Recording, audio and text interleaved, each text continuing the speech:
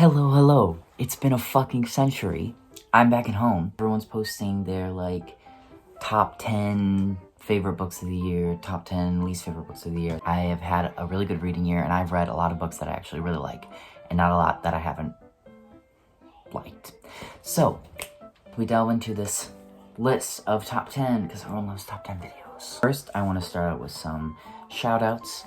Silver in the Wood, Fire the Next Time by James Baldwin. Love this man. Read 3 of his books, all amazing. Assassin's Apprentice, just finished this. Oh my fucking god. I'm gonna love this series. This is gonna be a new favorite fucking series. Hooky, first book in the Wheel of Time, The Other World. I went and bookmarked all this shit. Really good.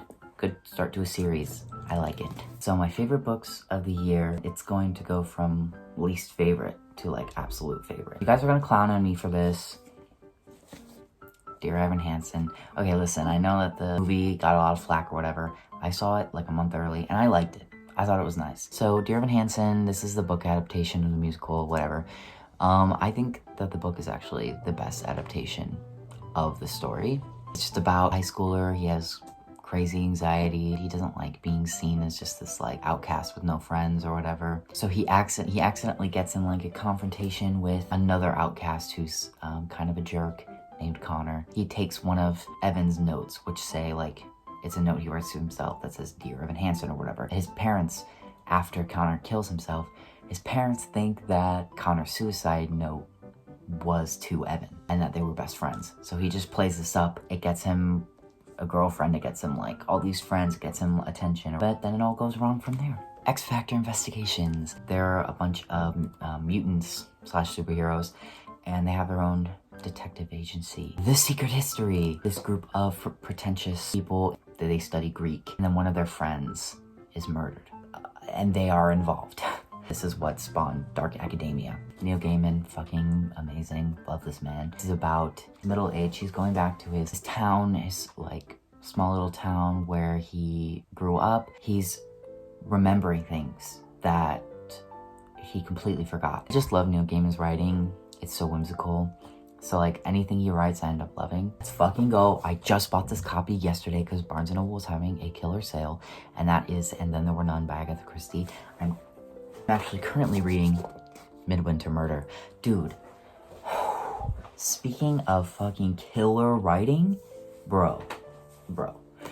I love the way she writes. And Then There Were None is literally the inspiration for Clue. The movie, the board game. It's about people who are anonymously written, and they're invited to come to this big manor on an island.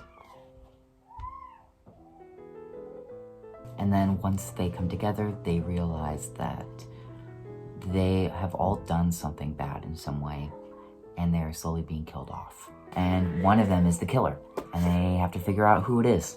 The Binding by Bridget Collins. The ending was not super strong.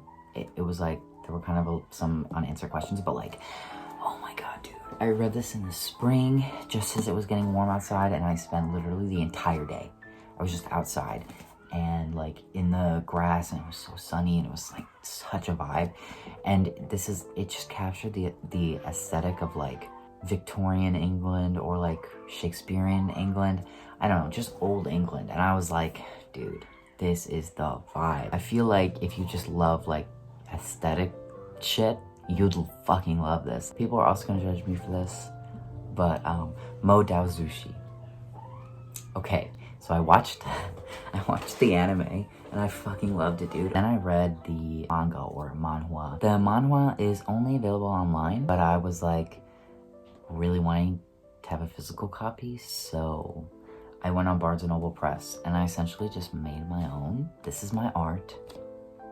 So, this is all me, buddy. I'm not even sure how the fuck I would explain this. Basically, the story is there's a guy who is this ancient China. He had this whole life where he was people hated him. He was despised among the cultivation world. He's reincarnated into another person's body. He basically just ends up running into all these people from his past life, and they don't know it's him. Some of them think it's him, some of them but it's like, it's fantastic. It's like, if you love anything about like revival or necromancy, like anything dealing with like raising the dead and controlling the dead and magic, you'd love it.